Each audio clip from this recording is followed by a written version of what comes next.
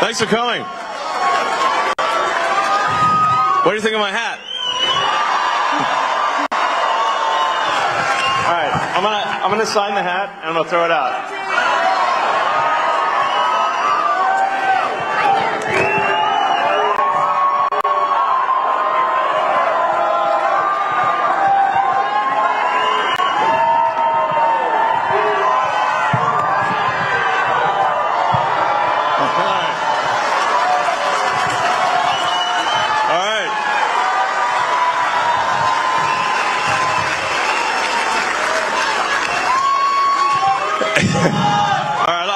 Too.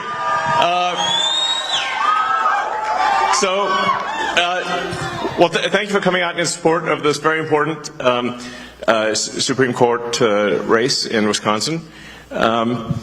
It's actually something that I think it's one of those things that may seem like it's obviously important in the state of Wisconsin, but I think it could actually be important for the country as well, and maybe for the world.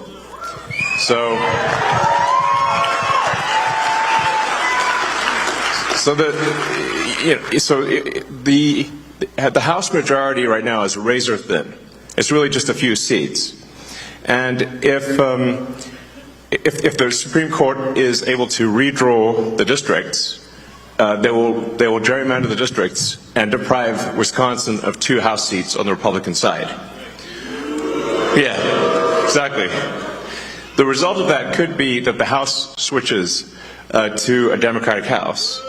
Yes, indeed. And then they will try to stop all of the government reforms that we're doing, and we're getting done for you, the American people. So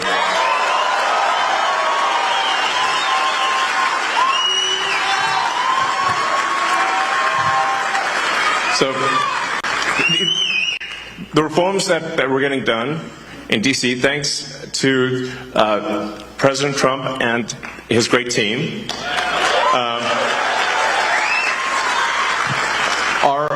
are really profound. Really, the goal is very simple: is to restore merit and freedom. So that's what it comes down to. So America is the land of freedom and opportunity. So we want to restore individual freedoms, freedom of speech, just in general, get the government off your back.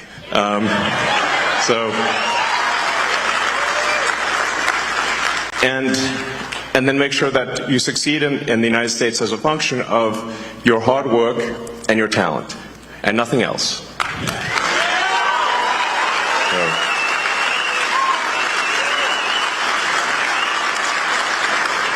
So these are really noble and important principles, and I'll talk more about this, all night really, as long as you guys want to hear about it. As you may have seen with stuff that we've posted on the Doge.gov website and the Doge handle on the X platform, there is a tremendous amount of waste and fraud in the federal government. Like, shocking, really. It's insane. Yeah, it's really wild. So, it was inevitable that at least a few Soros operatives would be in the audience. Give my regards to George. Say hi to George for me.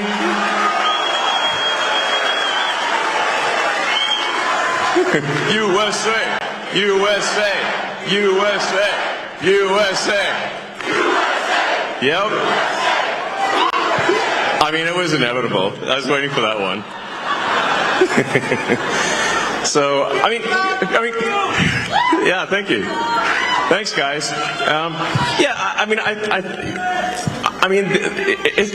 Isn't it shocking how much violence and hatred is coming from the left? Isn't it supposed to be the party that they claim to be the party of empathy, and yet they're burning Teslas and shooting up dealerships and calling for the death of the president and me? I'm like, guys, this is insane. Like, they're gone psycho. It's really. Like, I totally understand if somebody doesn't want to buy a product. Yeah, it's up to you. It's a free country, you know, but you don't have to burn it down. Okay? But much. That's somebody else's car. Leave it alone. Thanks, guys.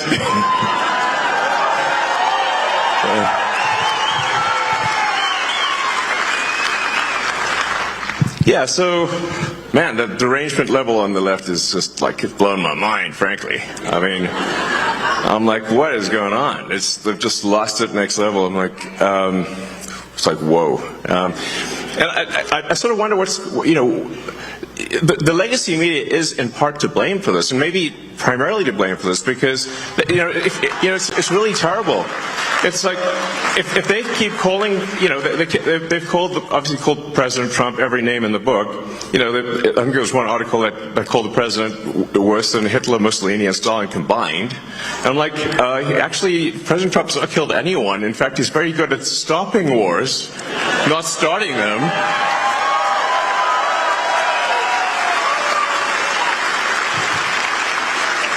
So, we're really very different. Maybe we need to add some more history lessons back in schools. Because I don't know if people understand, what the difference. Do they know what Hitler, Mussolini, and Stalin did? It seems they don't. I mean, it's just indicative of the poor quality of education pushed by the National Department of Education.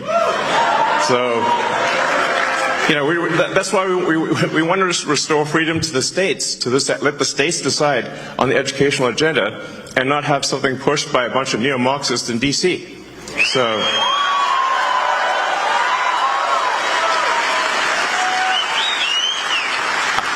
I mean, it is astounding how much anti-American propaganda is pushed on kids today in schools. It's mind-blowing. It's like, what the hell's going on, So, anyway, but on a more positive note, we have this petition, sort of against activist judges, because judges should be simply interpreting the law, not making the law.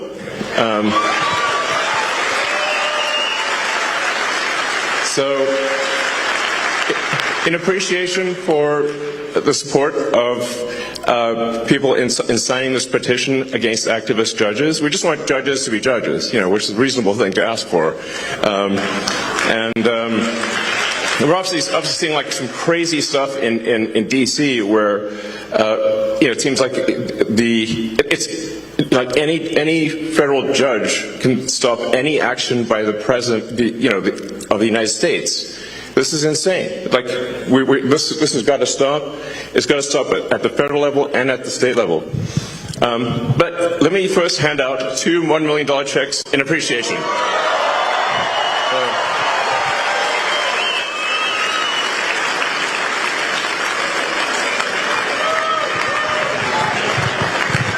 Okay, so the first check goes to Nicholas Jacobs.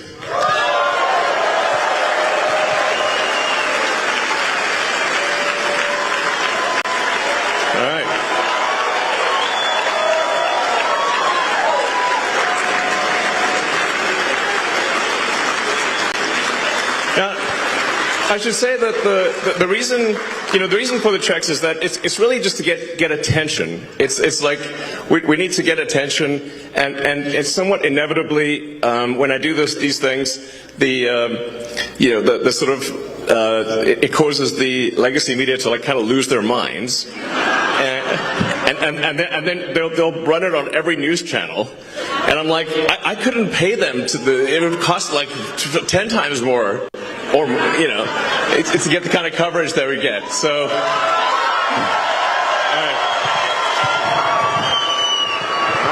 Thank you so much. You're welcome.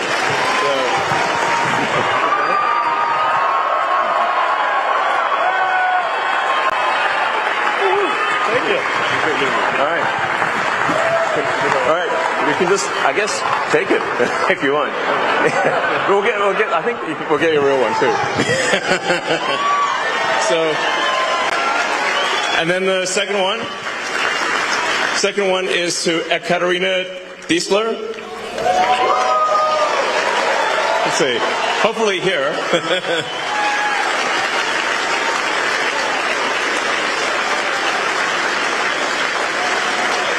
So,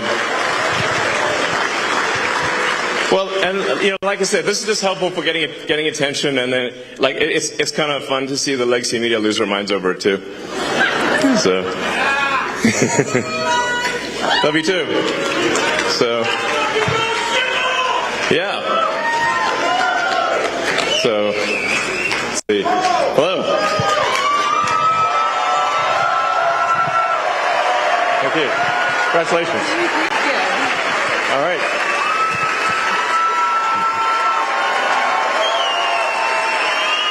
All right, congratulations.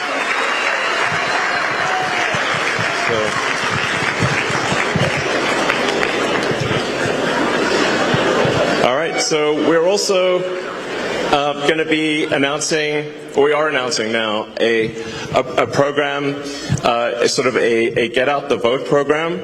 That's the webpage should be going live, I think around now, which is at the America PAC website, or just go to the America PAC X account.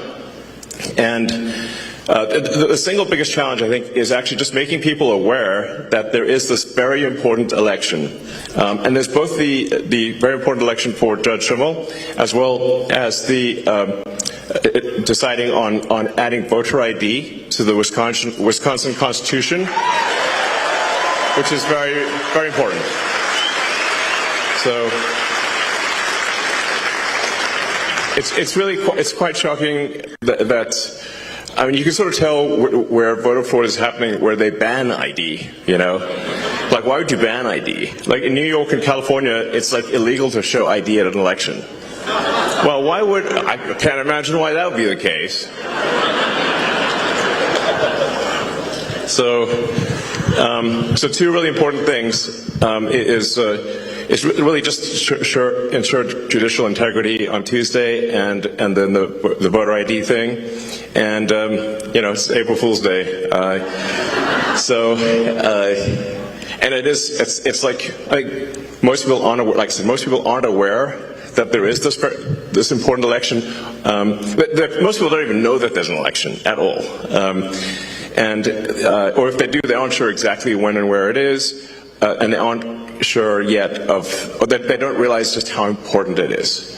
They think it's just some kind of judicial thing that's not that important, but it actually what's happening on Tuesday is a vote for which party controls the U.S. House of Representatives.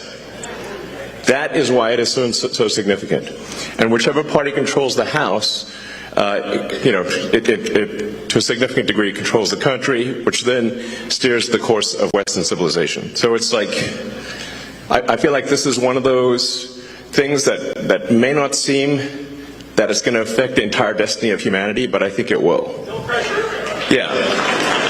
So,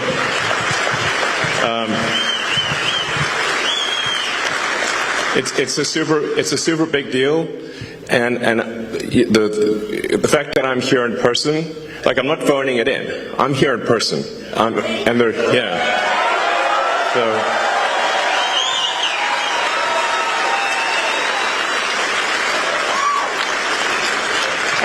there were quite a few death threats, I have to tell you. I was like, my security team said, well, it's actually gone down from yesterday to today. We're down from 18,000 to 17,000. So I'm like, well, maybe it's getting better, But you can see, like, how crazy some of these people are. Look at the two sort of people that tried to assassinate President Trump. I mean, I was, and one, they both almost succeeded. So it's real, like it's not like some imaginary thing. So anyway, what we're announcing is kind of like a block captain program where somebody can sign up to knock on doors in their zip code and encourage people to make people aware that there is a vote, and then aware of how important the vote is. So you can sign up to be kind of a block captain for your zip code on the America PAC website right now. Yeah, and if you do, it's like basically $20 for just taking a photo with somebody. It's pretty straightforward. You just knock on doors in your neighborhood and give them either a digital or a paper picture of Justice Brad Schimmel. It can be an approximation. It doesn't have to be exact. But they just have to say thumbs up and hold a picture of Judge Schimmel, and that's it. And you get $20. It's pretty easy. It's easy money. So, but the whole point of it is just to make people aware of the election. And say that there is an election, it's on Tuesday, and it's super important. Please vote.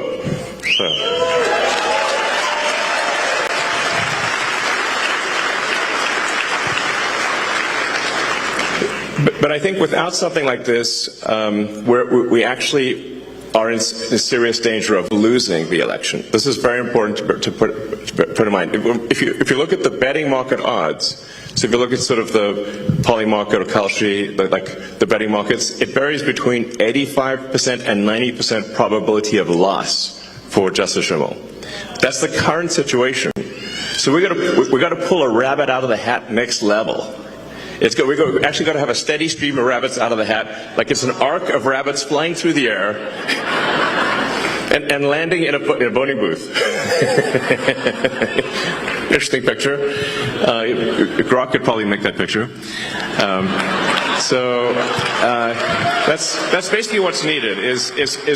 We need to generate an anomaly in the matrix, and because I think there's currently the Dems are 100,000 votes ahead.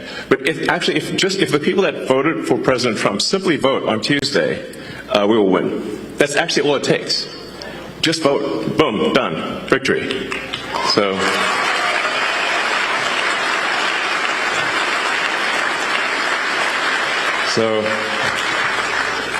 we basically need to dragnet the state. It's like everybody's gonna mobilize everywhere like crazy for the next 48 hours. And I think this will be important for the future of civilization. It's that significant. So you don't hear me saying that very often. It's a big deal. So vote for Super Judge Schimmel. I call him Super Judge Schimmel.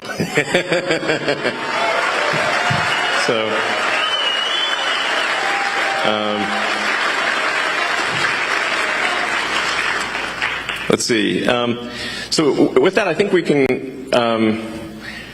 do Q&A, if you guys would like to do some Q&A. And I'm happy to answer any questions. It could be, about Doge or whatever you'd like to hear about. Because I think if you ask questions that the public would be interested in hearing, then those snippets will go all over the place, and it will be helpful to the public, at large, and maybe even beyond our country.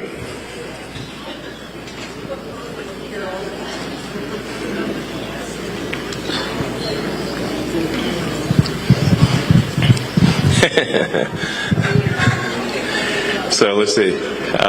Yeah, go ahead. We can just start over there. As AI continues to get smarter, won't it inevitably see through its creators' propaganda?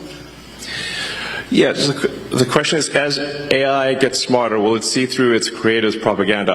I hope so. I think you can sort of think of an AI as it is somewhat nurtured by its creator. Say what is the operating principle? What is the North Star of the AI? If it's a somewhat corporate AI, it could be like it's just trying to make corporations happy, or it could be, if it's particularly some of the AIs that are trained in, like, the city of San Francisco, it's going to have kind of a San Francisco bias to it. Because you can think of like smart people as well as, there are big differences in sort of beliefs among smart people, and so you can expect that there will be big differences in beliefs among AIs as well. With Grok, our aspiration is a maximally truth-seeking AI, which is like you always want to try to get as close to the truth as possible, even if the truth is unpopular. And that's our goal, which I think is a very important goal.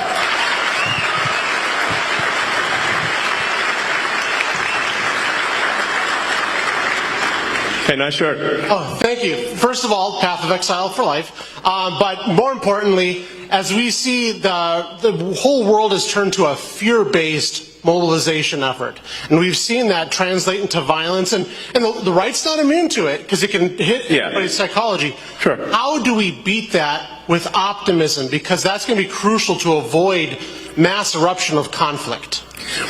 Yeah, I mean, there does seem to be...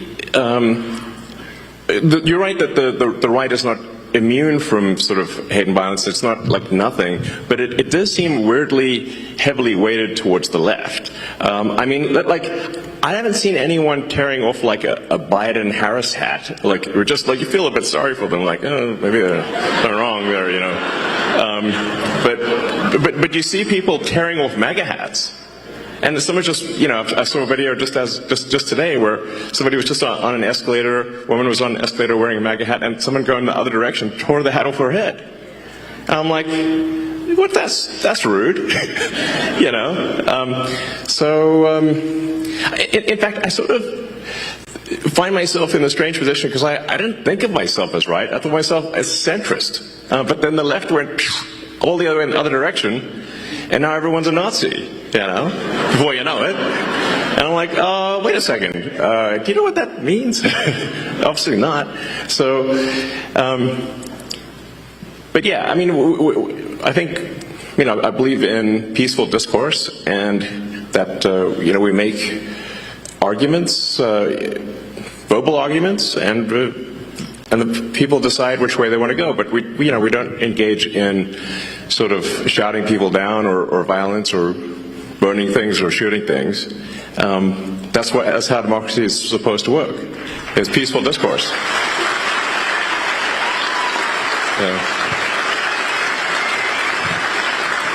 My question is about USAID. Has the Doge team found any evidence that any of the radical left Democrats like Maxine Waters, Adam Schiff, Chuck Schumer have received money directly from USAID? And if so, will we be hearing about that evidence anytime soon? Yeah. So there is a massive amount of corruption. But it is circuitous. So what happens is there's money that, obviously it's your taxpayer money, that is then sent to various government organizations who then send it to NGOs, which an NGO is a non-governmental organization, but obviously if it's a government-funded non-governmental organization, it's just an organization, it's just a government. And effectively there's a giant fraud loophole, which is that the government can send money to an NGO that is then no longer governed by the laws of the United States.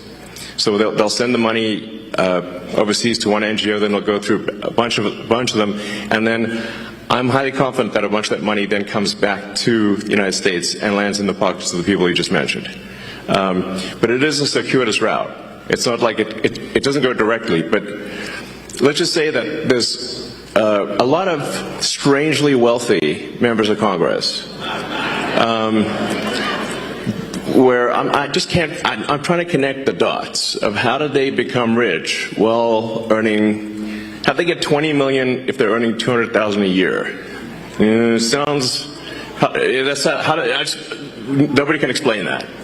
So something's, yeah, we're going to try to figure it out and certainly stop it from happening.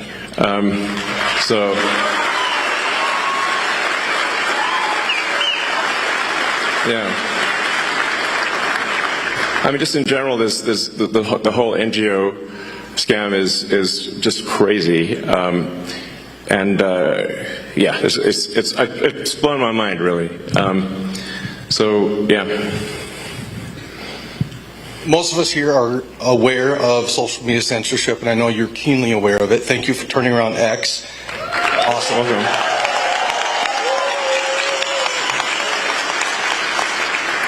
As censorship picks up in financial institutions, what can we do about that? Are you referring to offering financial services by X? No, sorry. Being kicked off of financial institutions for beliefs. Yeah. Well, certainly that won't happen during the Trump administration.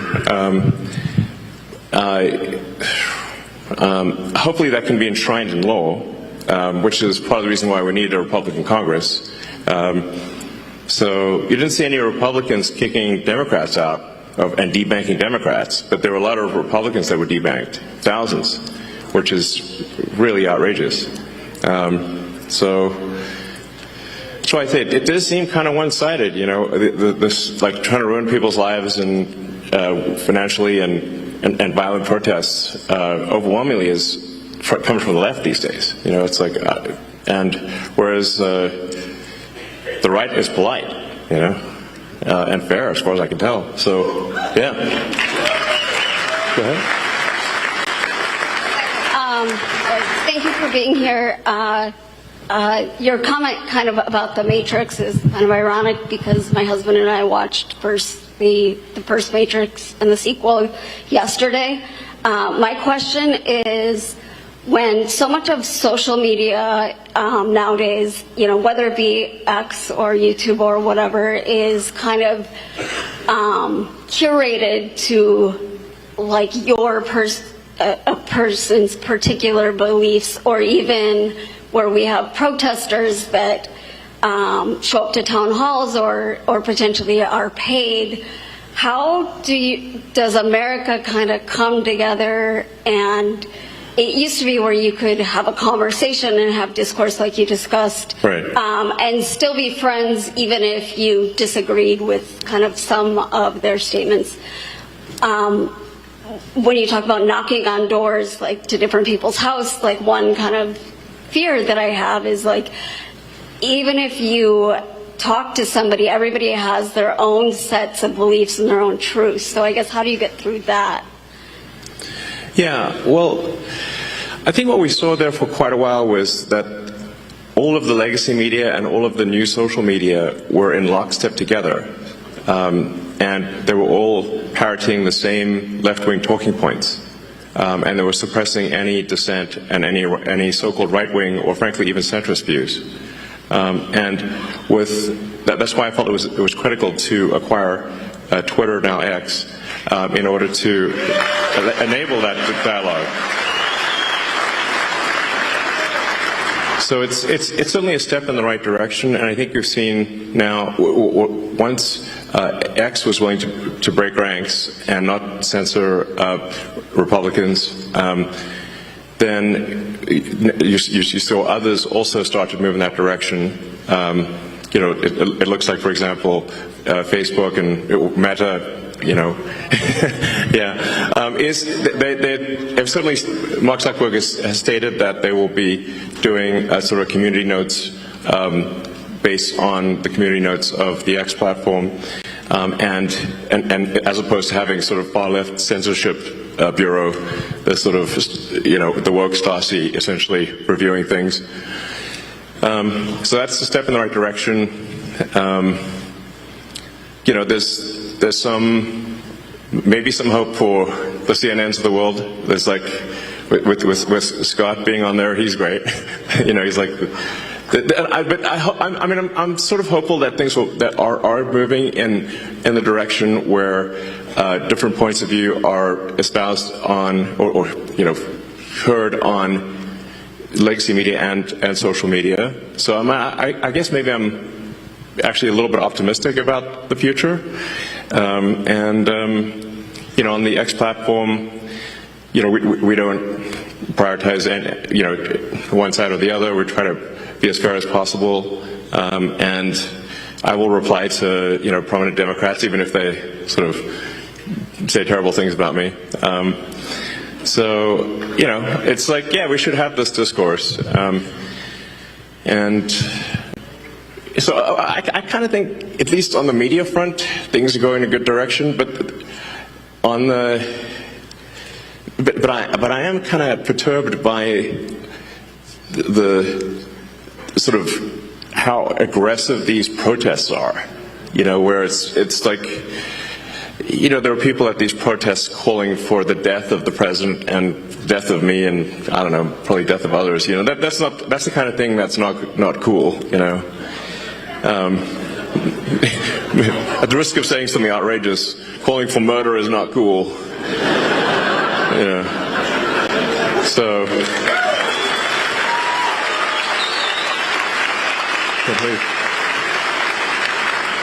Thanks for coming, Elon. I'm a teacher by trade. I have gone through the 4-year bachelor degree to teach the nation's youth going forward. On that, Actually, I'm kind of curious. What was that like? I got an English degree, man. At the end of the day, unless you want to hire me, that's about that's about. Sure. So during teacher college, they give us a heat map, and it says these are the cost per head on each student. The southeast is generally the worst, but they're also generally the lowest spent per capita on each student. Beyond just that correlation of the one text I got in an education class, I wonder, with your investments in Khan Academy, with the advancement of AI educational tools where specifically you can get feedback and these students can get feedback. Yeah, absolutely. Where do we see 100 years from now? With all 100 years from now? How about 50? I hope we last 100 years. That'd be like jackpot. Yeah, exactly. Hopefully we were like on Mars, So that would be really cool. So I do think AI can be incredibly helpful in teaching because you can essentially set up each kid with like a personalized AI, and that AI can then answer questions for each kid, and that actually can be very profound in learning, because obviously if you got a classroom of say 25, 30 kids, you can't like spend. It's literally impossible to spend time with every kid individually, or at least you can spend a little bit of time, but not. Obviously, it's a 1 to 20, 1 to 30 ratio. So, but what you can do is you can set them up with the AI, and then you can, if things get stuck or whatever, if you want to, you can essentially guide the orchestra that way, and I think it could be a very powerful learning tool. I personally enjoyed my English classes in high school, actually. Sometimes I wondered, why am I reading Charles Dickens? But, there's some merit to reading Dickens and many of the... I actually think that we should have a great canon of English literature, that kids do at least, some number of the significant works in the English language. So...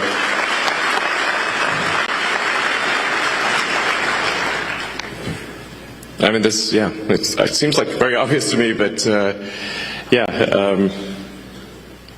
And another thing with regard to teaching is that I think teaching is a very important profession. If you look at the expenditures, there's a very big rise in the number of administrators, but not a very big rise in the number of teachers. And so that's really the big factor, which is we should have more actual teachers. I believe in paying teachers well and having a lot of teachers, but we should say, why do we have so many administrators or non-teachers? So administrative expense has gone ballistic, but teaching expense is more or less flat. Doesn't make sense. So. First, I would like to apologize to you on behalf of America for the idiots you have to deal with for what you're doing for us to improve our country. Second of all, my question is, what is your opinion on the Federal Reserve, and do you have any intentions of doing anything with them? And the Fed!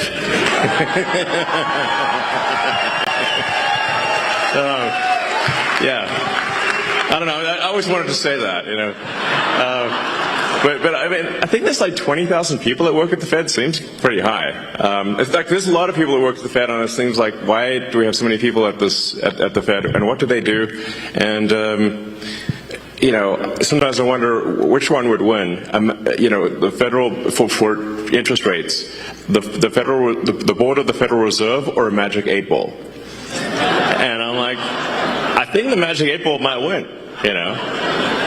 So then I'm like, well, Magic 8-ball is a lot cheaper. It's like you shake it, it says, check back again later. I'm like, okay. Same thing. But I think what really matters is that government spending is not far in excess of government revenue. That's a fundamental issue that we have, where we have a deficit of $2 trillion, and we have interest payments that now exceed the entire budget of the military. In fact, that was a big wake-up call for me, was when the amount of money that we pay in national debt interest exceeded the Defense Department budget. I'm like, the Defense Department budget is very big, and interest is higher than that and climbing. That's a disaster. You know, so the very simple, straightforward goal of the Doge team is to get rid of waste and fraud. It's mostly waste. Or depending on how, I'd say it's probably 80% waste, 20% fraud, something like that. But it's $1 trillion, so that's still a lot. And it's gotta be.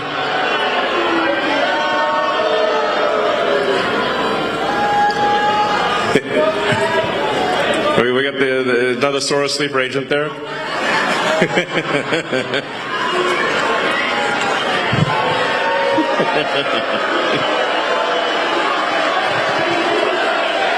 USA, USA, USA, USA.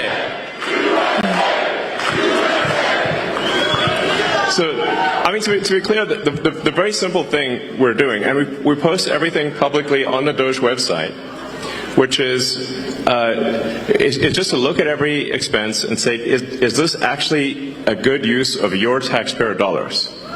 That's it. It's not super complicated.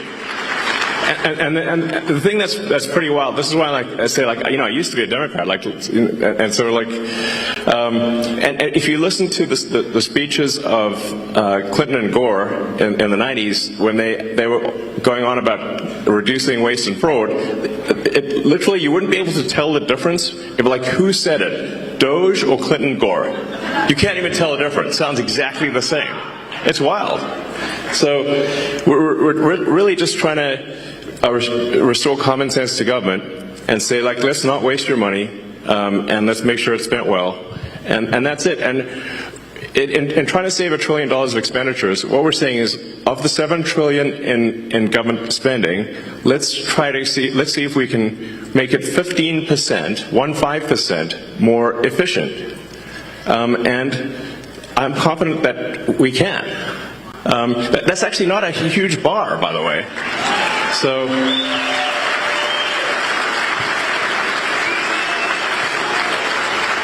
and when you see the crazy things that the government is spending money on, you can see a list of some of them. So I don't know if we should be spending money on transgender comic books in Peru. That doesn't seem like an ideal thing to spend your money on. Why would we do that? If somebody in Peru wants to do that of their own accord, that's fine, but it shouldn't be your money that does it. So we shouldn't be paying rent on empty buildings. I do think there is a role for government, but we just need to make sure we're just going through and saying and doing what I would call an excellent and necessary and reasonably trusted review of organizations and personnel. So is this person doing a good job? Great. Is the role necessary? If so, that's good. And are they reasonably trusted, meaning they're not a psycho? We're not talking about political affiliation, just that they're not crazy.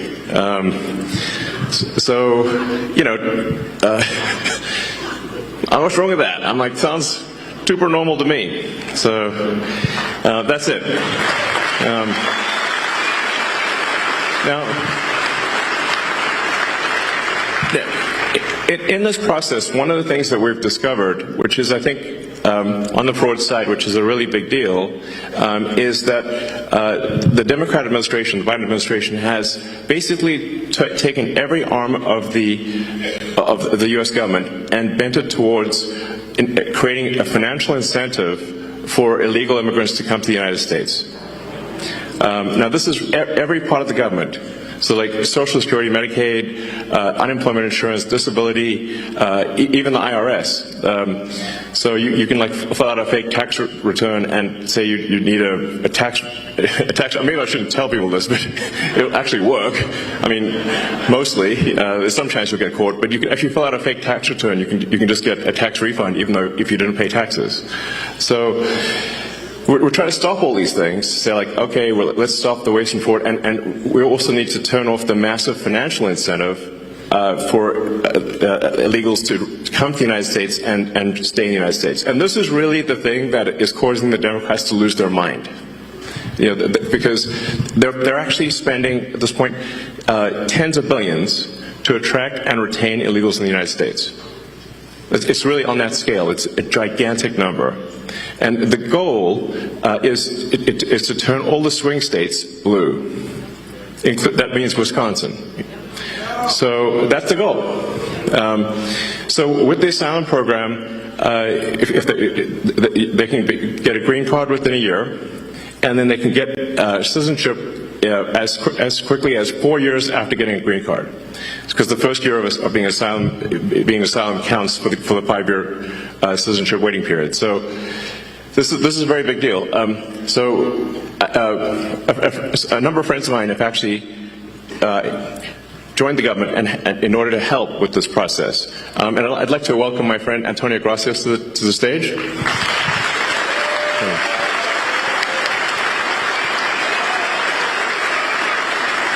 I think so. Does it work? I can give you mine. Does it work? Can you get us past the Van Allen radiation belt? It'll be okay. I mean, Buzz Aldrin's still alive, and he went past the belts. Work.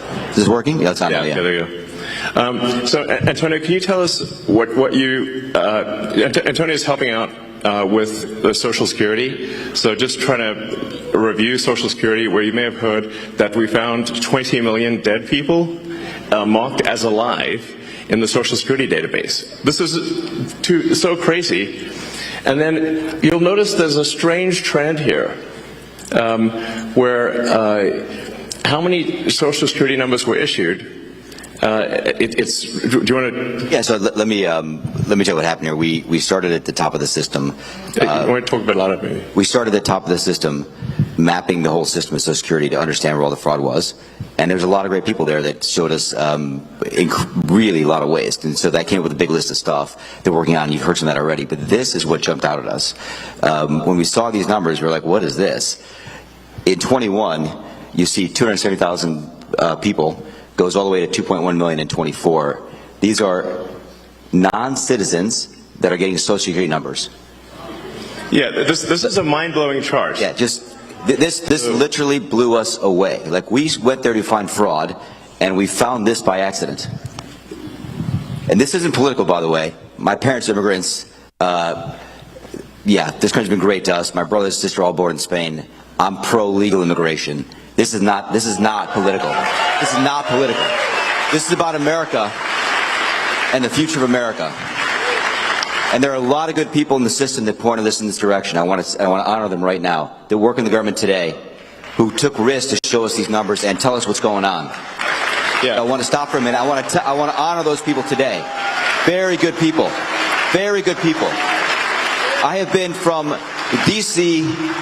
to Social Security offices to the border to track this down, and very good people have helped us along the way. I want to thank them. Yeah. This number, what this is when you come in the country, if you're an illegal, there's a couple ways to come in. You come in through a port of entry, and you can tell them you're afraid, and they'll give you an asylum case. You get an interview, then you get in. That's one way to do it. Another way to do it is to just go to the border. Literally, this happened. I talked to Border Patrol myself. Elon was there too. I went to Laredo, and I went to Bronzeville. Elon went to Eagle Pass. You walk up to a Border Patrol officer, and you tell them you want to come in.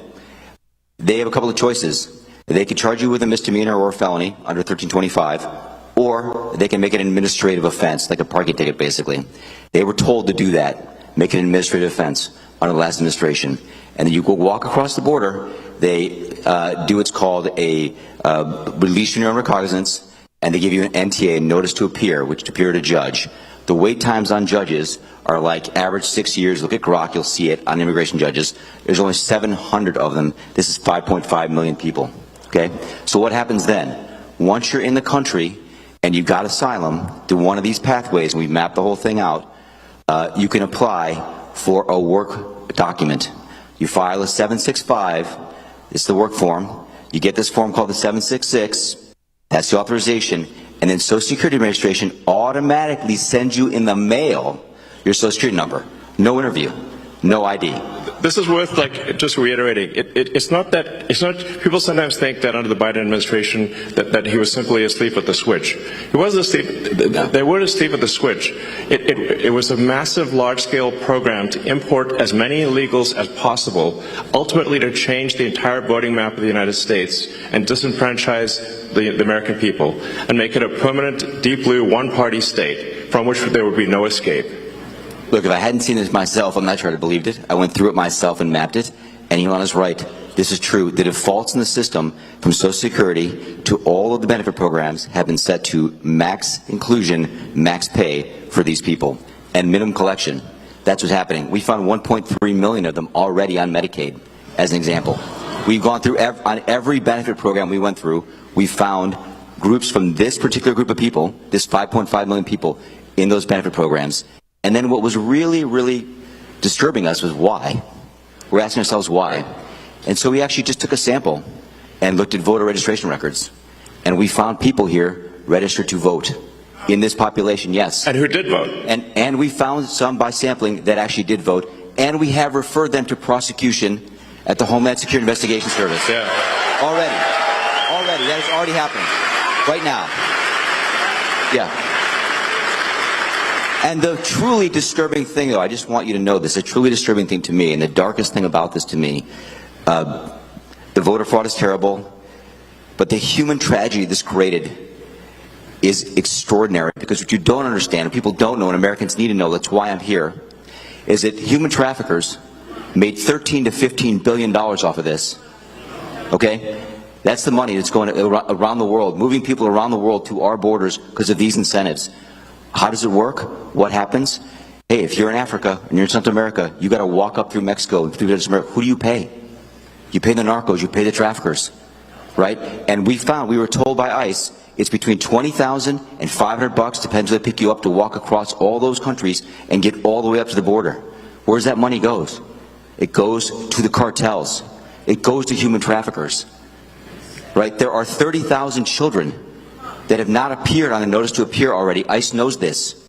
30,000 children, 270,000 children didn't even get notices to appear. ICE told us that kids are being trafficked back and forth across the border to complete families to make this easier. This is a human tragedy. It's not just the money, it's the people and the kids. And how many of these people died on the way up here that didn't make it in? What happened to them? We created a system here that created a incentive for people to come and be taken advantage of by these traffickers. And how do you think they get paid? Well, you're in Africa, Central America, you got $20,000 or $10,000 or $5,000 to pay these traffickers? No, you don't. What happens? You come in, then you owe them the money. You're an indentured servant. If you don't pay them, what happens? What do? They kill your mother, they kill your brother, they kill your family. What happens next? That's what we discovered. And I have to tell you, it's tragic to me. The tragedy, the human tragedy this created is extraordinary. That's the real problem. This is America. We don't do this here in America. Yeah. We don't do this here in America. People come here legally, and that's great. Elon came here legally. My parents came here legally. That's the way to do it. This is outrageous. Yeah. It's pretty wild. I mean, you can see, because there's still actually a lot of people out there, especially in the sort of center third of the country, that somehow think this is made up by the right, or it's like some fiction. It's not, that is somehow not true, but it is absolutely true. And you can see that if you look at things like the state of New York, which tried to make it legal for illegal immigrants to vote in the state of New York. That was only shut down by the New York Supreme Court a few weeks ago. And California has made it health care available to all illegals in the state. And they initially claimed that it would only cost $3 billion. It's now $9 billion and climbing. So it's really, if you create a massive financial incentive for people to come to the United States illegally, then that's what they will do. It's a very sort of, it'd be strange, it'd be odd if that didn't happen. So the thing that actually has the Democrats losing their mind by far, the real reason for these attacks and sort of the burning of the cars and everything is that we're going to turn off the payments to illegals.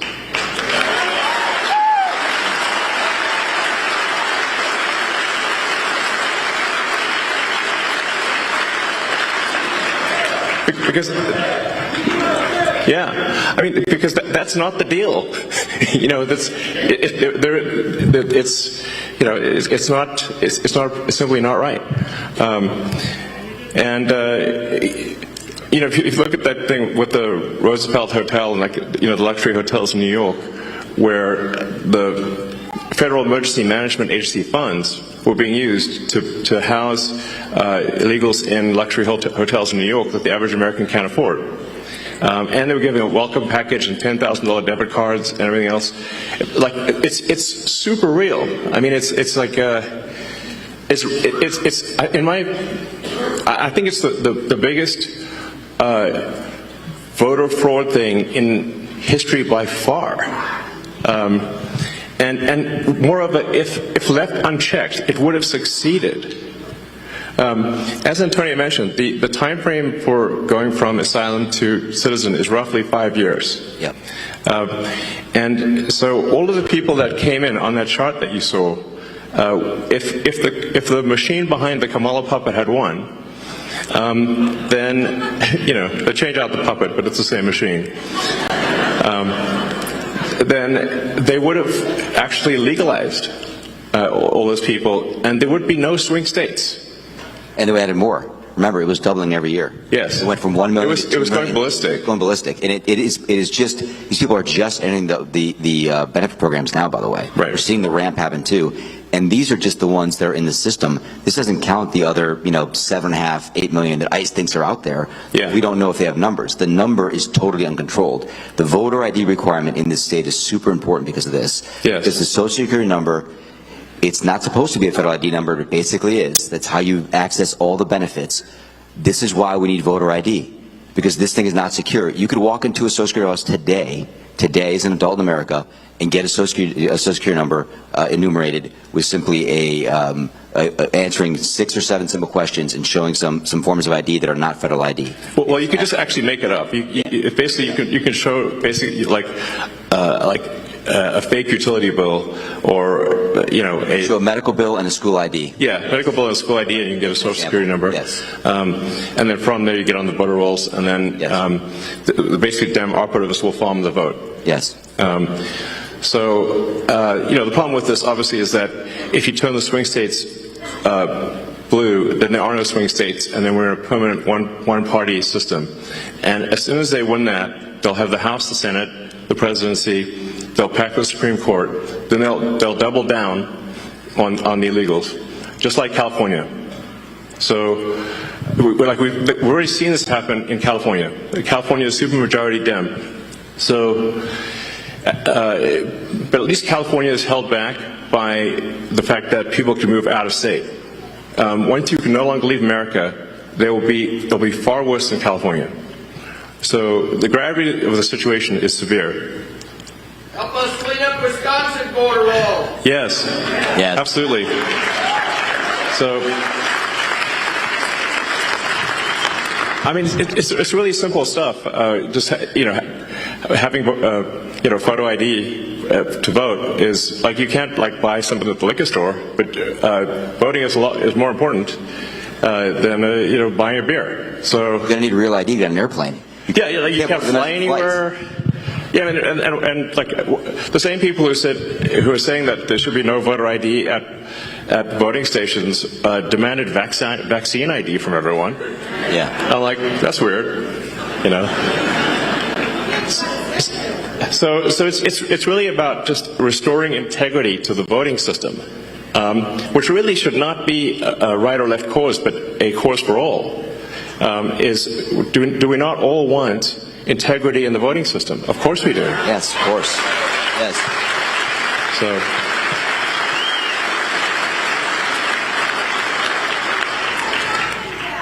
So, well, you're welcome to hang out and see. Maybe there's some questions people. Let's see. We'll go. Hi, Elon. I also am a teacher. I was a teacher in Colorado for 8 years, high school Spanish. But I moved here last year and got to vote in Wisconsin, where my vote actually mattered, and I'm so glad. That was amazing that we got Trump elected. Yeah.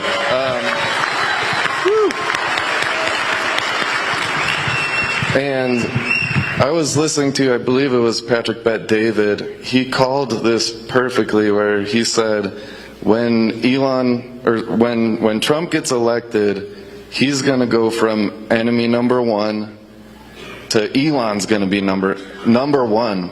And for the reason, I mean, he only has a couple years left, and we've all seen the left go after you and make you number one enemy. And just walking in here, we heard Nazis suck. There's all this horrible thing. And just on a serious note, I just want to let you know, my wife and I pray for you at night. Thank you. For your safety.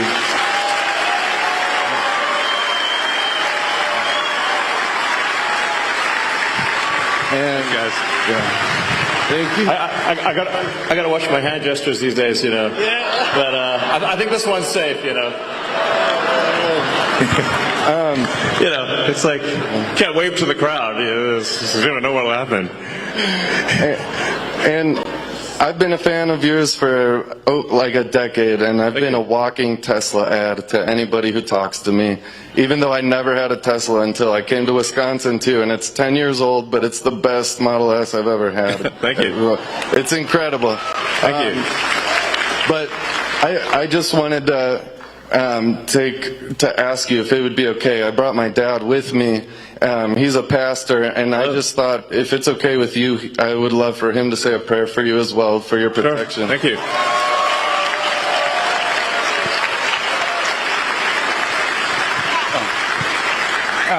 Elon, well, thank you so much for everything you've done for our country. We do love you very much. Thank you. And as a pastor, but just as a person, right? And even if I wasn't a Christian, and I know not everyone here is a Christian, but I think there's quite a few of you here, and who are. Either way, we love all people. That's not the issue. The issue is fairness. What you're talking about. The issue being just, and the justice being a weapon instead of lawfare, instead of actually just, and all this corruption you're talking about. And that's a bad spirit, if you want to say it that way, putting it nicely. It's something evil that has come against our country, our morals, our families, etc. And then you and the president and others getting attacked with this outrage and this hate. So if you would, allow me to pray. Thank you. You'd all who want to, please join me, bow our heads and pray. Gracious Heavenly Father, we are thankful for our country. We are thankful that God does bless America, and that God is the source of all goodness, love, and provision, and that you, Lord God, have provided a great nation with a great history. And although we've gone through many rough times, you're still very present and active with us.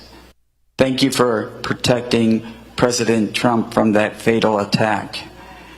And we ask that you envelop and protect all of those who are fighting for justice, for freedom, for order, for dignity, and to reward people according to merit.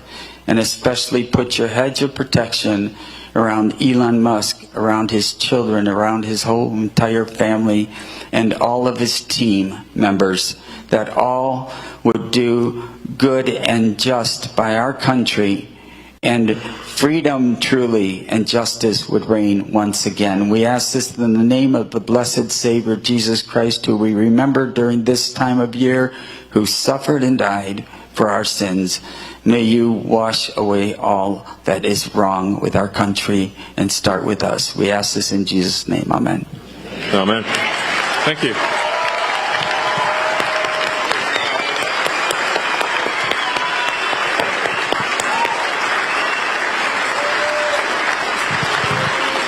Thank you very much.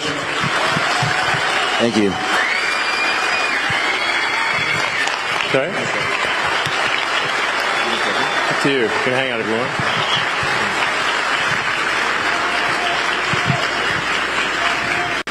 Well, that was beautiful. That was so beautiful. It's, I think we're going to need divine protection, frankly. Yeah. Hey, Elon, I'd like to start off by thanking you for all that you've done for our country and the world as a greater whole. And I mean that from the bottom of my heart as well. I had a question for you. As you go about your decision making at Doge, how are you able to keep your moral North Star and not set precedents when it comes to overstepping democratic processes simply because the end justifies the means, and have outcomes similar to the last election with Democratic presidential candidate being appointed without due process that just further polarizes the country? Sure. Also, on a side note, one more thing. Do you see a place in the long term for decentralized technology in society and government? Yeah, I mean, to answer the second question first, I think generally it's good to have decentralized systems because the more centralized something is, the more power that is in any one single entity, the more corruption you're likely to have. So decentralization, I think, is good to minimize corruption. Then with respect to Doge, I mean, as I said, we try to be as literal as possible. It's the Department of Government Efficiency, and it's just literally going through and saying, okay, this money was spent. Is it money that most Americans would agree is sensible, or is it not? If it doesn't seem sensible, then we, say, well, we shouldn't spend that money anymore. We should stop it. So, and then we post we try to be as transparent as possible. So all the Doge actions are posted on the Doge.gov website and on the Doge handle on X. So if people disagree with something, we can say, well, which part do you disagree with? When I get these sort of attacks of like, oh, it's unconstitutional, I mean, like, well, which expenditure is unconstitutional that we have stopped? Because and then they don't know, actually, because they haven't actually looked at anything.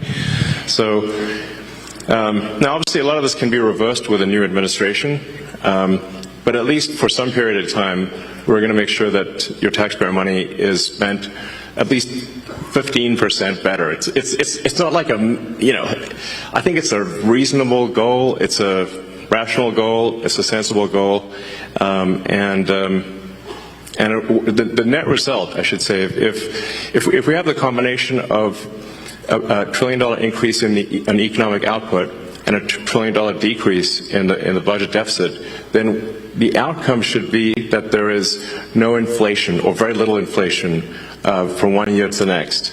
So at the end of next year, the prices will be at the grocery store will be very similar to what they are right now, which means that standard of living will actually probably be higher, a little bit higher. Whereas we've had rampant inflation to date, and inflation is really just a pernicious tax that has been used by governments throughout history. It's very tempting for governments to use inflation as a tax because it's indirect. People see the prices rising at the grocery store or for goods and services or for houses, and they tend to blame the store, but it's not the store, it's the government. The government has reduced the value of money, and as a result, prices rise. So by by reducing waste and fraud, we'll essentially make the economy more efficient, and we'll shift people resources from the government to the private sector. And that will result in an increase in the output of goods and services, and so the average standard of living will therefore rise. So they're trying to make economics sound very complicated, but it's really not that complicated. The standard of living increases when the output of goods, average output of goods and services increases per person. There's basically more stuff, therefore you have more stuff to divide across the people. That's it. You can run this sort of thought experiment and say, like, if there was 100 people on an island, and you'd say, well, how many people do you want farming, fishing, making stuff, versus, doing regulations? You would say, like, oh, you wouldn't want, like, 20 people doing regulations, You'd be like, oh, that's too many. Well, then maybe one or two. I don't know. Maybe none. Ideally, zero. I'm all for small government, by the way. I think that really, yeah.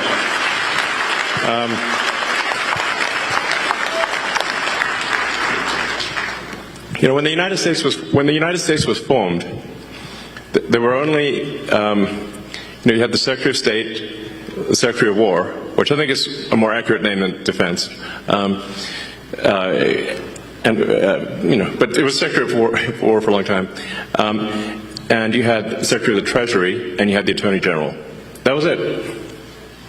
And if it were entirely up to me, I'd be like, let's make it like that again. Yeah. Howdy, gentlemen. I've got a quick question regarding government and transparency. Do you think Dogecoin may ever be used, or the Dogecoin blockchain to be used for maximum transparency? Well, the names are similar, but they're doing two very different things. In fact, I was going to call it like the Government Efficiency Commission, but that's a super boring name. And then the internet said, no, it needs to be called the Department of Government Efficiency. I was like, well, the internet is right. So we changed the name from Government Efficiency Commission to Department of Government Efficiency. But there are no plans for the government to use Dogecoin or anything, as far as I know. So they happen to be similar names, but really we're just literally trying to make the government 15% more efficient. It's kind of like most of the work that's being done it's kind of like homework. It's not like it's just work, frankly, it's like washing the dishes. It's not like, it's a lot of it's not super fun work. It's just, going through and looking at every expense and saying, why does this department have like 10 times more software licenses than people? That doesn't make sense. Why is the government spending $10 million a year on Politico subscriptions? That doesn't make sense. There's just one thing after another like that. It's like things that are just kind of boring. It's like a ton of boring stuff. Like you do hear about like the sort of weird stuff that makes the headlines, but most of the costs that are being cut are just very basic, boring things. It's like homework at scale is what I'd call the Department of Government Efficiency. Can I add something? Yeah, this question about transparency. I'm really selling it here. Yeah, no. I would say the principles that Elon has set out for Doge they begin with truth. Truth. Find the truth. Number one, find the truth. Why? Because the government's gotten so big that actually the people don't even know what's there. Yeah. They don't know the source of truth. So these licenses, it's not like people bought these licenses because they're bad people and they wanted to pay Microsoft. They just kept buying licenses because Microsoft kept selling them. I mean, it's that strange. Yeah, we don't want to pick on Microsoft. It's like every software company, by the way. Any software company. Pick software company X. They bought these licenses because they just thought they should buy more licenses, more people coming in, and there's no one there. People aren't coming back to the office, right? It's just finding truth. The number one principle is truth, and then transparency is number two, I think, on the list, right? So find the truth, make it public, make it transparent. And number three is, do it fast, make it efficient, and be urgent. Yeah. Those are the principles that Elon's put in the Doge. Yeah, it's worth pointing out, it's actually difficult you have to recalibrate how dumb things can be because it's the government. Frankly, it's like dumber than you think it could possibly be. like for example, we found there were a whole bunch of what I call ghost payments going out, where the government contracting officer had retired or changed jobs or was dead or I don't know, they were not around anymore, and they forgot to turn off the payment stream to some company. And it's like leaving the money faucet on and you leave the house, and it's just the money faucet keeps going. And it's a pretty rare organization that will complain about receiving money. So organizations, so then you're like, is that waste or fraud? I mean, the government did send them the money, but they didn't deserve it. So then, well, okay, we should turn off the money spigot if the contract is over, type of thing. So one of the things that we made a recommendation to the Treasury that the payment classification codes and the explanation for the payment be mandatory fields. So just have a name attached. So we could just ask the person who approved the payment, is this payment a good payment? Does this make sense? This is the kind of thing that is normal in, for individuals and for companies, but that was not the case. So the reason why the government could not pass an audit was because the information did not exist that would be required to pass an audit. Like it was literally impossible because you just had all these blank checks going out with no explanation and no payment code. So how are you supposed to do an audit? It's literally impossible. So that's what I mean by like it's very basic stuff. Like we just want the congressional appropriation payment code to be mandatory and a very short explanation. We're not even going to judge what the explanation is, but that there be any explanation at all and a name attached was revolutionary.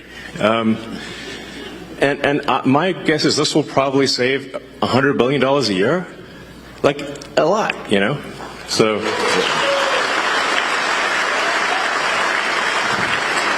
Maybe I could tell a little story from Social Security Administration that people might like to hear too, which is at Social Security Administration, they had passed their audit actually. They've got, I don't know, about 100 material deficiencies, but they passed their audit.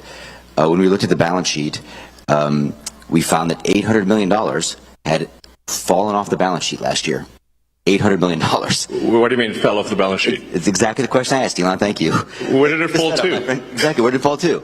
So I asked the auditors to come in. It's like a comedy sketch, a comedy routine here. Where did it go? Exactly. But wait, where did it go? Exactly. So here's what happened. I asked the auditors to come in. I won't give the name of the auditors. Come on in. And I asked the auditor partner myself, where did it go? What is fell off the balance sheet? Is that a gap term or non-gap term? I've never heard that. What does it mean? Well, the payment plans, because under the last administration, you could pay if you got overpaid on Social Security, like if you were getting SSI or a disability and they paid you too much money, you got a job, it didn't tell them, they paid you too much money, they dropped that payment plan to $10 a month max. So the payment plans went out past the system date. So if I remember correctly, it was 2047. Payment plans out past system date. When it went past the system date, literally, it fell off the system. Okay. It disappeared. And the officers were supposed to, the technicians were supposed to put notes in the system that this was going to be collected. The notes were so bad, the auditors concluded this could not be collected, and we literally lost $800 million. Gone. Okay. And I said to the auditor, how could that possibly be? And she said, well, it's not really material. It's a $1.5 trillion program. I said, well, it's material if it's your money. Is it in the computer? It's not in the computer. It fell off the computer. Is it in the computer? It disappeared from the computer. That's in the computer. Disappeared. $800 million just disappeared. I mean, it's crazy. So there's it's one nutty thing after another like that. I mean, it's crazy. Anyway, we're just trying to basically fix the computers so that we know what the heck's going on. It's like, please.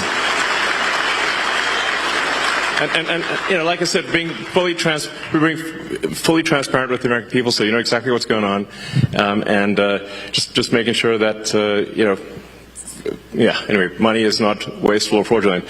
One interesting statistic was that 40% of the calls into Social Security were fraudulent.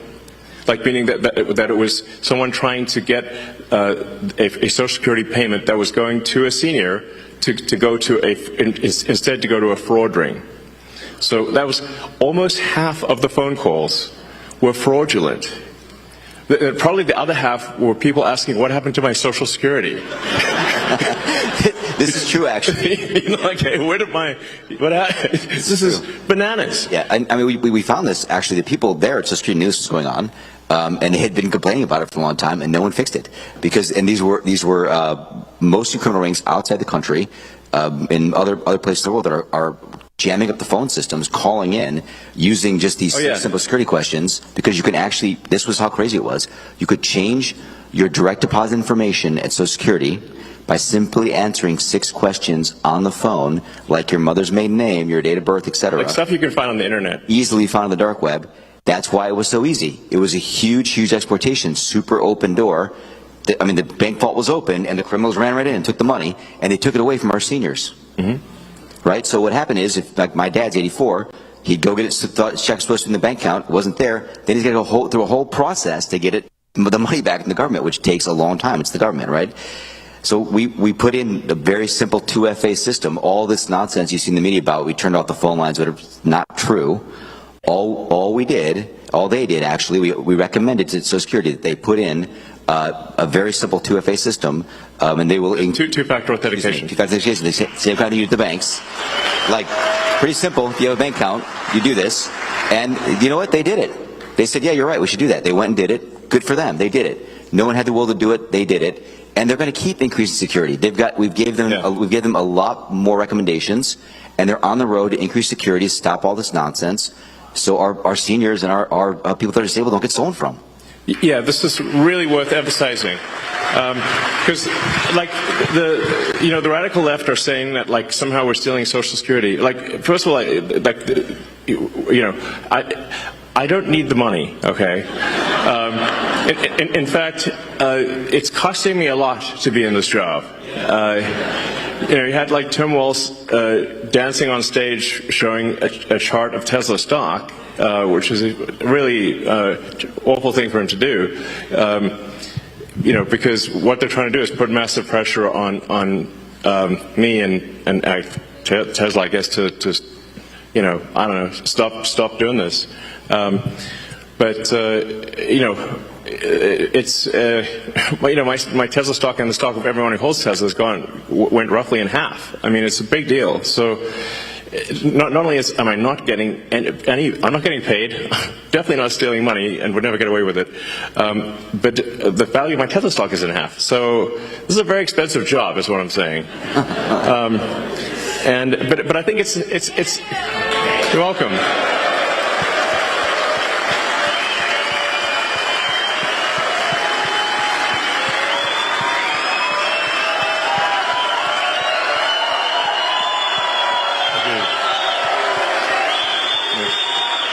Thank you.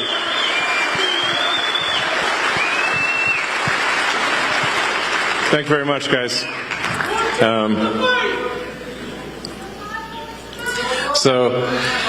But long term, I think Tesla stock's going to do fine. Maybe it's a buying opportunity. But the actual thing we're doing is making sure that people do get their Social Security and that it doesn't get stolen. 100%. Yeah. Sorry, go ahead. Hi, Elon. I got a question for you about Dodge. Great shirt, too.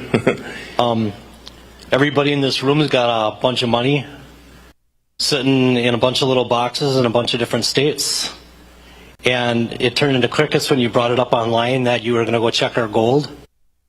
And I'm worried about the Democrats and Joe Biden's last administration with the money not being there. Did you get blocked, or are you still able to go check that? So I'm not sure I understand exactly what you're referring to. Fort Knox. Oh, Fort Knox. Oh, yeah, right. Oh, yeah. Well, that's up to the president, of course. But I think it would be, I think it would be awesome to live stream Fort Knox. I mean, that would be really fun. And after all, it is actually the gold of the American people.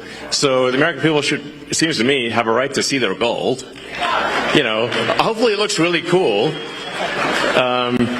you know, you open the doors, like, is it there? Like, is that really gold? Let's check. You know, so maybe it'll be really interesting.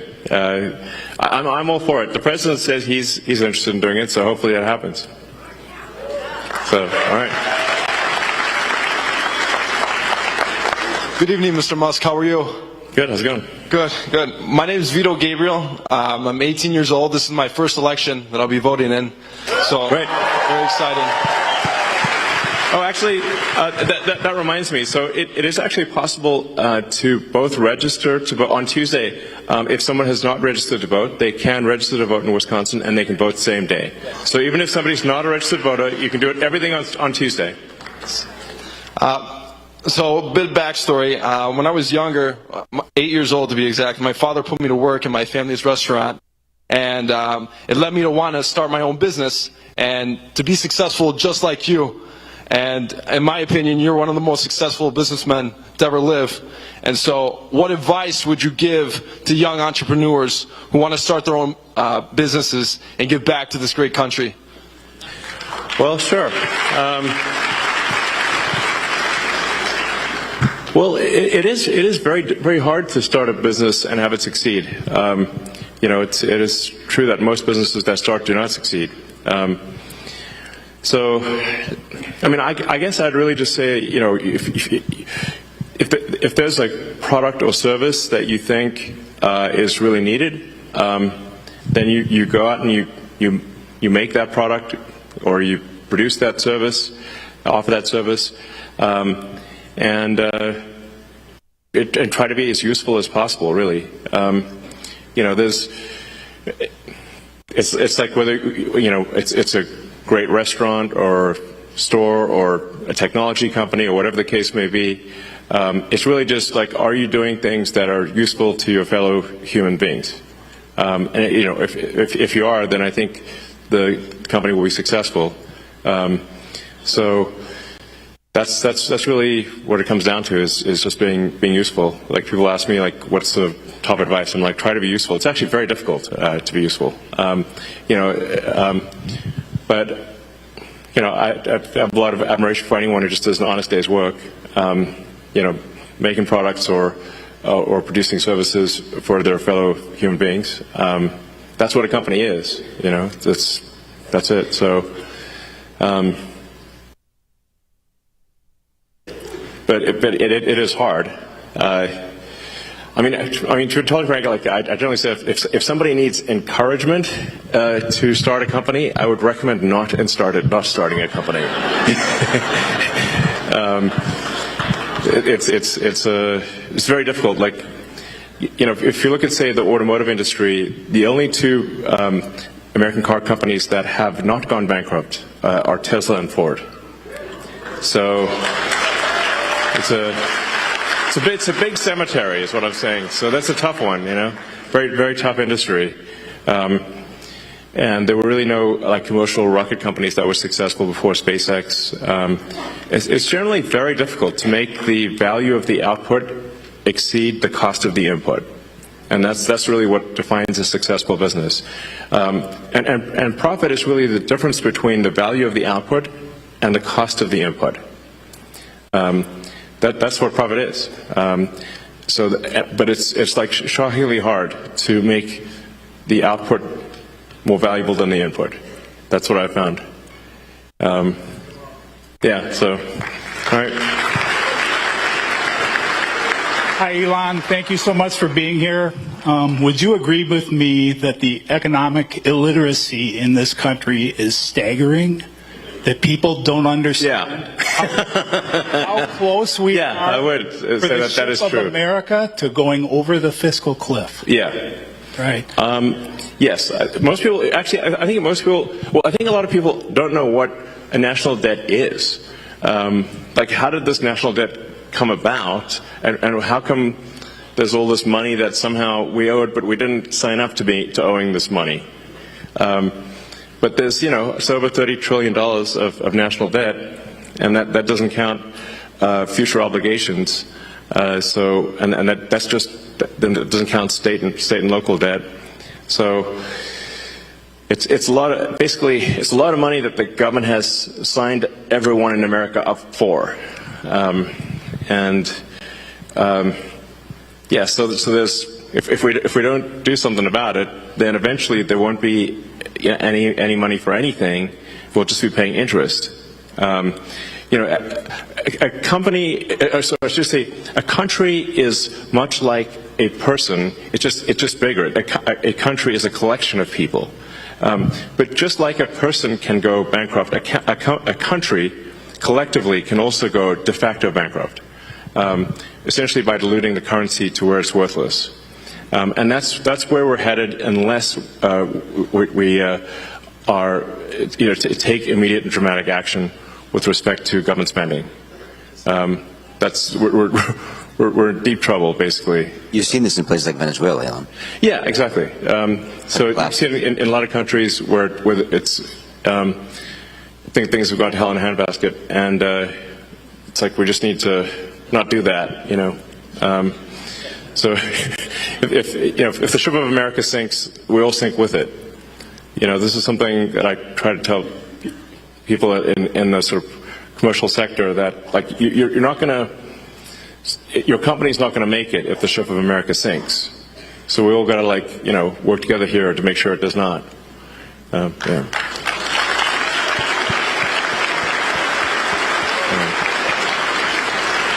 Antonio, feel free to ad-lib as you wish. I know. Right.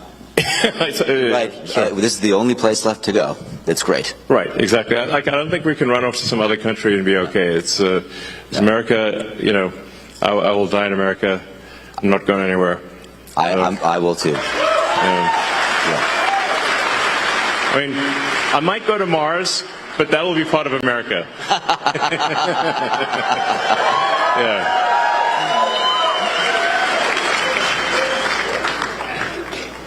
Hi, Elon. Thank you so much for taking the time out of your busy schedule to be here today with us in Green Bay, Wisconsin. Yeah. Woo. I just want to say that Doge's findings demonstrate to the American people that the government clearly does not care about our hard-earned tax dollars. I'm only 26, but I can imagine it's frustrating for people who have worked their entire lives to see their tax dollars going to fraud, waste, and abuse. And you alone have contributed so much money to our government yes. via taxes, so thank you. You're welcome. But I'm sorry that your money's not being spent very well. You've clearly shown your leadership and team is capable of transforming our government into something better than what we see today. I just want to say I'm sure I'm not the only one who's wondering, but we know that Doge has found quite a bit of money, and we would like to see some of that returned to the American people. Do you have any information on when Doge checks would be written or sent out? Sure. Well, I guess we need to be successful at scale. We've made a lot of progress, but there's still a tremendous amount of work to do. Effectively, as government spending is made more efficient and spending is reduced, the tax by inflation is reduced. So one way or another, you will effectively be better off if resources in the United States are not wasted. And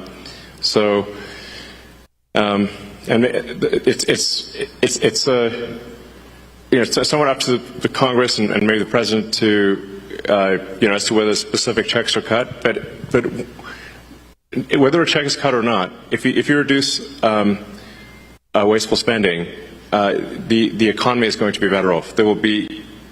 People will do more useful jobs than before. The total output of goods and services will increase, and then the average standard of living will increase. So that's yeah.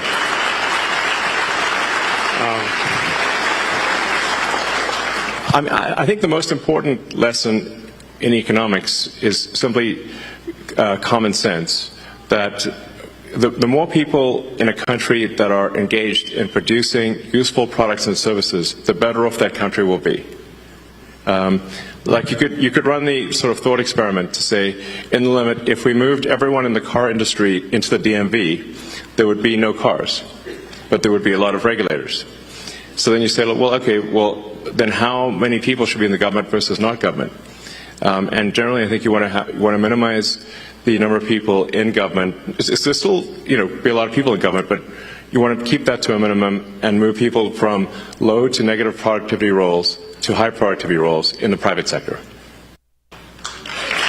Yeah. Okay. Hey, Elon.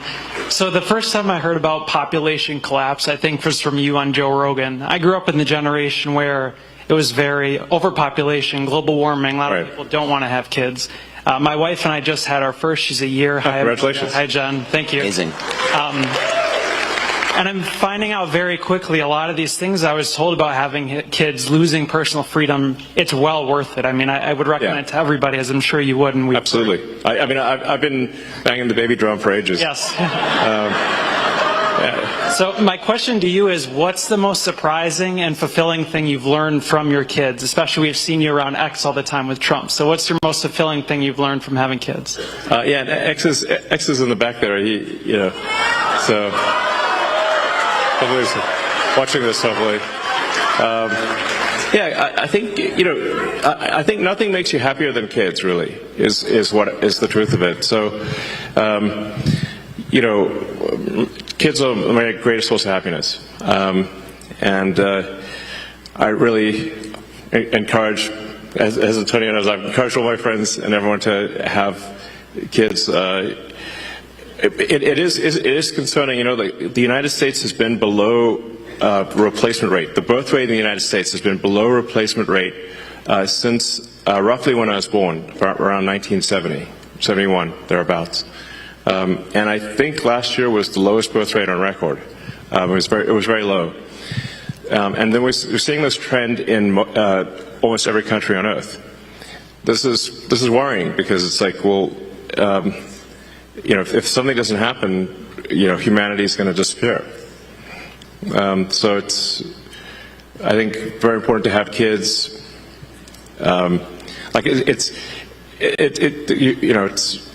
Kids will make you very happy, but there's also, like, we got to keep humanity going here. No humans, no humanity. It's Elon practices what he preaches too, by the way. He's having lots of kids. Sorry? You practice what you preach, and yeah, for sure. And he tells all his friends to do it too. I can tell you that for sure. For sure. Yeah. So, all right. Hi, thanks for coming. My name's Adam. I'm a postal worker. I'm wondering if you could give some insight into some of the reforms or changes that DOJ might be looking at for the Postal Service. Well, actually, perhaps I can ask you what should DOJ be doing with respect to the Postal Service? I'll write you a letter. Okay. I suspect you've seen that things are not entirely perfect in the Postal Service. Yes. So, I mean, obviously, it's delivering mail and packages is very important. There's a reason for why the Postal Service was created. But I haven't really had a chance to look at the Postal Service yet, but I have a little detail on the analysis if you want. Do you do? A little bit. Okay, sure. Yeah, I mean, I wouldn't say that, I want to be very general here, but there is this thing about, you could tell us, like, there's this thing about large volume users of Postal Service versus small volume users, right? So, like, some company, please. I've heard of that, yeah. Yeah, I mean, you probably see it, right? Like, you see, there are some companies in the world that use the Postal Service a lot and pay the same rate as everybody in this room that uses it a little bit. Does that seem fair to you when you see it on the front line? I can't really say. Well, he can't say because he works there. You work there. Okay, doesn't seem fair to me. I don't work there. So I mean, there's a bunch of questions about this people are asking that I think are interesting analysis. And when you look at the source of truth and the data, and you make that transparent, I think it's going to be obvious what the right answers are. Yeah, it seems like some companies are not being charged the right amount for package delivery. And there's probably more administrative overhead than there should be, would be some safe guesses, I suspect. Those are good guesses. Yeah. Good guesses. All right. Yeah. Elon, how are you? Yo, good. Hey, how's it going? It's Adam, your #1 reply guy on X. Hey. With Scott Presser. It's good to finally meet in person. Cool. So I'm glad you like a lot of my stuff. Yeah. Constantly replying to my stuff, liking my stuff, and I love to create material because I'm a former Democrat myself just like you. Yeah. And I want to help bring over moderate voters from the Democrat Party who are disenfranchised. Yeah. And I'd love to be able to create more content to help you out, to help us win more elections, to win the midterms of 2028 and on. Sounds good. And on. Would I be able to get a follow from your main because you follow me from your old cyber gamer? Oh, I did. Okay. Yeah. At this point, yeah, sure. I'll do that. Sure. I mean, it's right now. I used to only follow maybe a few hundred accounts, and it was possible to read most of what they posted, but now I think I follow like 1,100 accounts, which makes it impossible. So like, it's just like, I can only see a few things that people post at random, essentially. Yeah, but I'm trying to digest as much information as my human brain can manage. But yeah, thank you for your engagement, and just, in general, like trying to report on what's really happening is great. Thank you. Thank you. Mr. Musk, thank you so much for being here and bringing attention to what's going on with our Supreme Court here. It's very important, and I think it would have gotten no attention, not even half of what it's getting now, if you hadn't stepped in, for good or bad. Yeah. Negative press and good press. We thank you for that. Exactly. Totally. I mean, obviously, for any kind of special election, is going to get a small fraction of the attention of say a presidential election, and then normally an election for a judge would not be that big of a deal. It just so happens that in this case, it could decide the control of the U.S. House of Representatives, which is a huge deal. Yeah. Yeah. My personal experience with Judge Crawford, I am a family that she moved a pedophile right next to our home. What? Really? Yeah, it is a true story in the ads that you're hearing from Mr. Schimmel. I am one of the homeowners that had to live next to him for many years, unaware. So the letter that I wrote to her, I'm sure, played into what we're experiencing now in family court. We're veterans 20 years. It just was not good for him. It was not good for me. And we're trying to work through our family court situation. But what we're realizing is the two strategies that they use are indoctrination or intimidation. And if you step up and say, we're a practicing Catholic family, the result is her band of merry rogue judges and the court affiliates and the commissioners will flood the family court, have flooded the family court system. Yeah. So I guess my question would be, regardless of what happens with this very important vote, let's not forget what's happening in the family court system in Dane County, Wisconsin, that's being flooded with these rogue judges and affiliates and commissioners who then, if you don't subscribe to what they're saying, they will just wipe out your ability to raise your family or proceed with your family in a way that you feel your culture dictates, your religion dictates, your financial background dictates. It has gone completely bananas, and I'm wondering what you can do to keep the light shine on our court system in Dane County. It does have a lasting effect on families, and it will breed out our ability to raise our families in the spirit in which we feel is most healthy for our young, our children, and the sanctity of our family. Absolutely.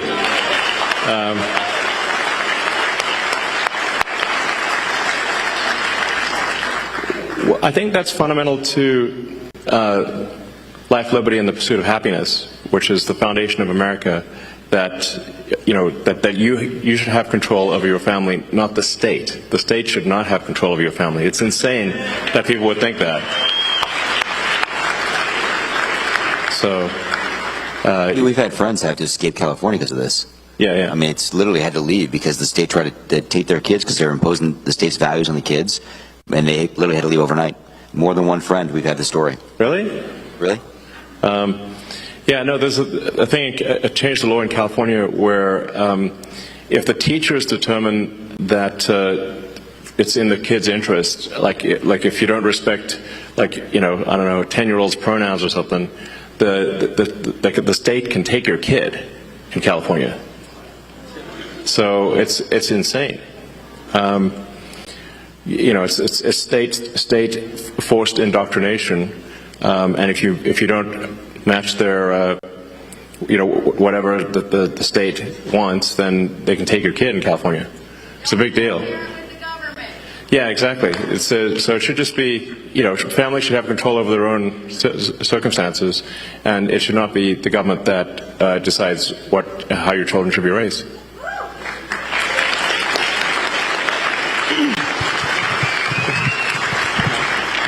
Hey, Elon.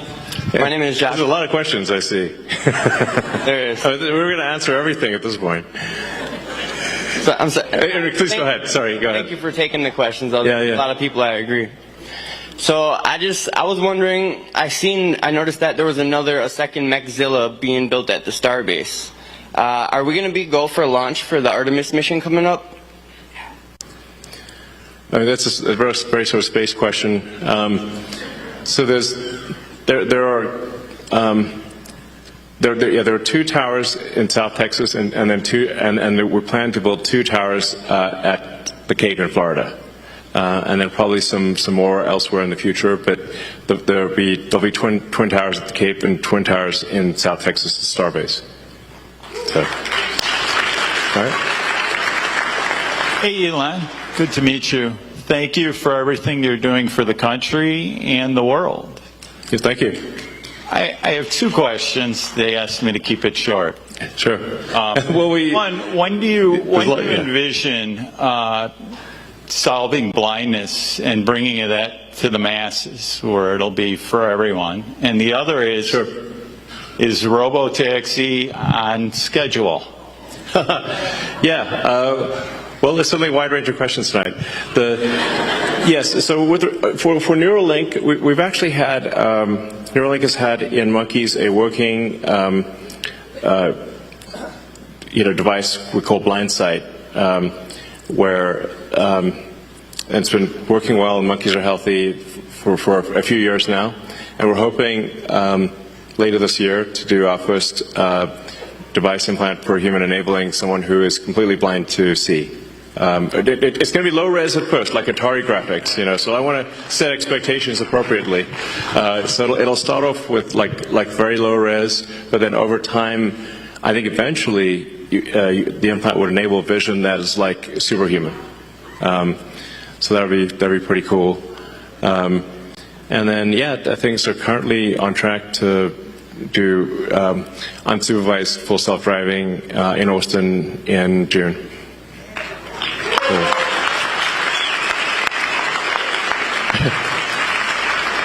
So I think we probably we'll take maybe 4 more questions, so just 2 from that side and 2 from that side, and then we'll call it a night. So go ahead. Oh, thank you so much. First of all, you are beyond absolutely legendary and an absolute true hero, so thank you so much for everything you're doing, achieving, accomplishing. You've done so many impossibles. It is astonishing. Thank you. But my name is Brian Wright, and I've been filming from last year all the way into this year a docu-series on finding peace. And during this election year, the episode was how many lines do we actually need to cross in order to be able to find peace? And I wanted to ask you, where do you feel like we are in this divide? Are we so far divided as to where there's no coming back to the middle, or where do you see us being? Yeah, we should restore the Smith-Mundt Act so that the government cannot spy or issue propaganda to the people.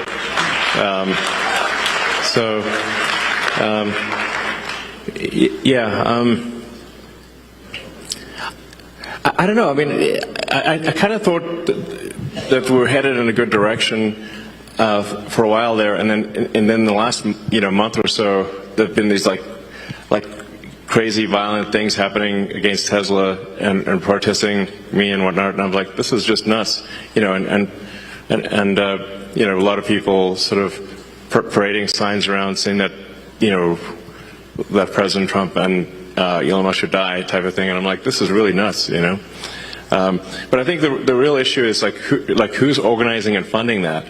Like the same people that organized and funded the infiltrators, who were the hecklers earlier tonight.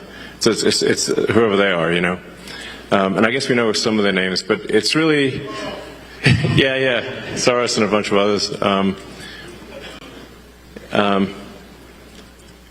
I'm not sure really sometimes I wonder, what is their goal? Like what's their aim? I guess, is it communism, I guess, is a part of it, or just, I don't know. Sometimes I wonder, have they thought through if let's say they got their goal, then what, So, I don't know, I'm hopeful that things calm down, that there's, that people engage in, dialogue but not violence, and that, if for those who do push violence and destruction of property and intimidation, obviously that they need to face legal consequences for that.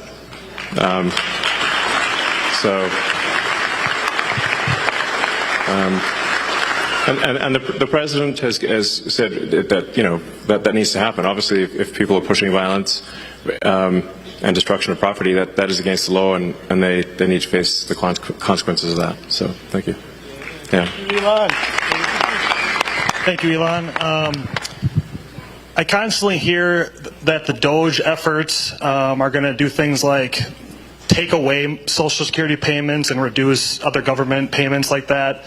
You've touched on it tonight, but can you you've discussed this at length over the last few months. Yeah. Can you talk again about how the Doge efforts are actually going to affect things like the payments and other programs like that? Yeah, I guess it would be helpful because, so I can just state it as crisply and clearly as possible, that Doge will absolutely ensure that people get their Social Security, make sure they get their Social Security, make sure they get their Medicaid, and will not be cutting any legitimate payments whatsoever. Crystal clear.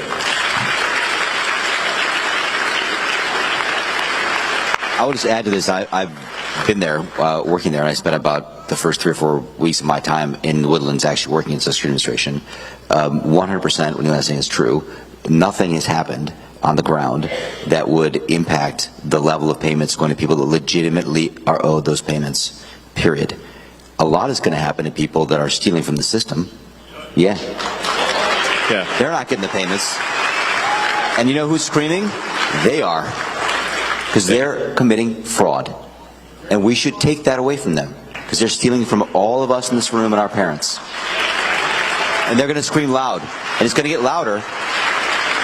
But thank you for asking that question, because it is something that, as obvious as it sounds, it's a great question, because we just need to be very crisp and clear.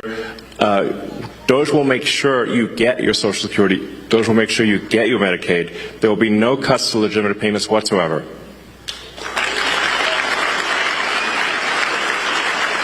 I'd like to go last, if it's okay with the other gentleman. Would you like to go, sir? No. Please go. Ready. Thank you. Mr. Musk, thank you so much for coming to Wisconsin. I just want to thank you for calling out bad ideas on X. You do that like every 30 minutes, and if I don't see something, I'm like, wow, is Elon okay? Yeah. And we all know that ideas have consequences, and bad ideas have victims, and thank you for speaking up for victims. And a few nights ago when you spoke with Brett Baer, when you were being interviewed, and he asked you what keeps you up at night, and like that other question, you answered, and you paused, and it was depopulation. And I was waiting for you to say, like, oh, the death threats against my life, or the national debt, but depopulation. Yeah, depopulation is a really big deal. It's not on people's radar. Why is that? Well, I think we haven't yet evolved to deal with depopulation. I guess it's something we better evolve to deal with, or we're going to disappear. And once the depopulation ball starts rolling, it seems to gather up speed. I mean, you can look at sort of cases like Korea and Japan, which are, much further ahead or behind, depending on how you look at it. But the population decline there is much worse. Japan is an absolute population decline, so they're losing about, I think, roughly 1 million people a year, population, and that's going to accelerate. Korea has only a third replacement rate, which means that in 3 generations, the country will be 3 or 4% of its current size. Like basically, all that'll be left is a small portion of the capital city. And I keep waiting for the birth rate to turn around, but it doesn't. It seems like population collapse accelerates. That's why I think it's a very serious matter. If you believe in humanity at all, you should care about this a lot. And then, that's sort of, but that's the sort of long-term thing. And the short-term thing is that America needs to be financially solvent. That's what Doge is about, trying to just make sure America is financially solvent. And then there's also the risks of AI. So we want to make sure that AI is maximally truth-seeking, and ideally has sort of values that most Americans would agree with, and that it's a pro-human AI, that it wants to foster the future of humanity. Those are the things that I think about. So, thanks. Elon, my name is Matt Haas, like Bonanza, Big Haas. I own and operate a small business here in the Fox Valley. And tomorrow I actually get the honor and the privilege to host Brad Schimmel at our shop, Springhetti Landscaping. Great. If anyone's in the Valley, sounds good. Come down, 4:30 tomorrow. We're having a shindig to have Brad stop by. He's going to come and give a little speech, get some. That's what this was about, was Brad's election. Yes. And so I just wanted to say, in your opinion, what is Brad going to do for small business owners like myself? Well, I think he's going to help get the government off your back. So that's a big deal. For anyone that starts a business, it's like you used to just be able to open a store and not get like a zillion permits and licenses and everything.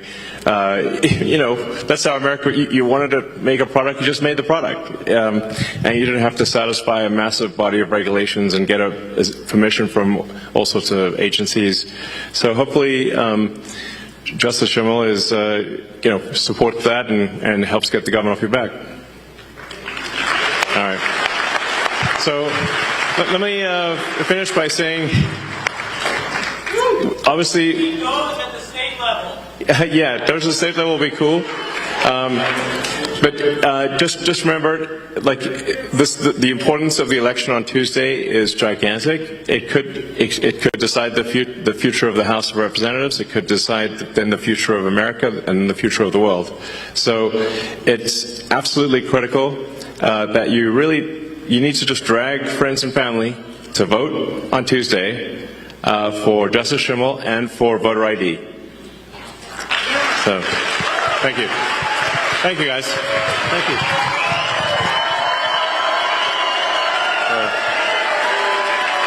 Thank you.